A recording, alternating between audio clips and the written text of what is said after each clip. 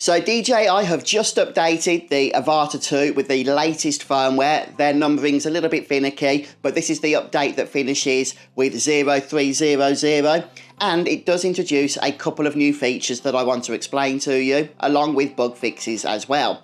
I know some of you guys get a little bit nervous when it comes to updating DJI's drones with the latest firmware because in times past it has also brought along a number of issues with it, but I'm glad to say probably the first major update since release for the Avata 2 actually works flawlessly, at least in my test flight that I've done this morning. I'll tell you what, I've been having so much fun with the Avata 2 since I brought it about 6 weeks ago, and I'm looking forward to see where DJI take it over the coming months. Now, one thing I will say is if you haven't updated the Avata 2 before, it's a little bit different to DJI's other drones because you're not regularly using the DJI Fly app on your phone, and you won't actually know about the update without opening that app. But I'm going to make another video to be released shortly after this one, going through the process. For today, I just want to focus on explaining what comes with this particular update, and it does include two main new features. They are, the first of which, the ability to now use the Avata 2 with the older generation of FPV accessories.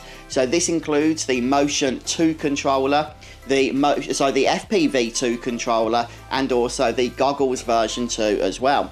So this is going to be a great quality of life update for those of you that already have those older accessories. Perhaps you were on the fence about purchasing the Avata 2 because of having to get it with all the newer generation of controllers and goggles when perhaps you were happy to use the older ones. Now you can save a little bit of money if you can find the Avata 2 as a standalone unit. You won't need to get it as a bundle. Just remember when you do get your Avata 2 to make sure it is updated to this latest firmware in order to connect to those older generation of accessories.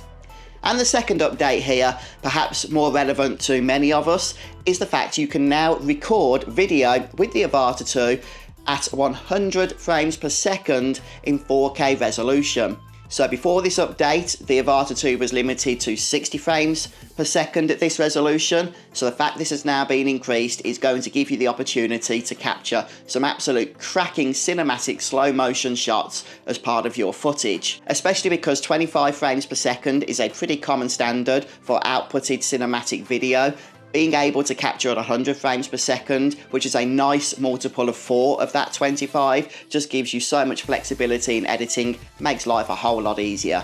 But DJI have also said that a number of bug fixes and stability issues have been corrected in this update as well. So even if you don't care about the slow motion footage or perhaps using older accessories, I still recommend going for this update because I've tested it out, and yeah, the Avata 2 flies absolutely flawlessly. To be honest, it kind of did for me before the update as well, but if issues have been fixed, then hey, at least I know I'm not going to be experiencing those going forward. And my flight this morning had a lot of fun with that and no problems whatsoever, and that was with this new firmware update. So folks, as I say, I know some people get apprehensive about installing firmware update, worrying about bricking their drones or what have you. As long as you follow the instructions, then you're not going to have any issues, and I think it's going to be worthwhile because at the very least those bug fixes as I mentioned.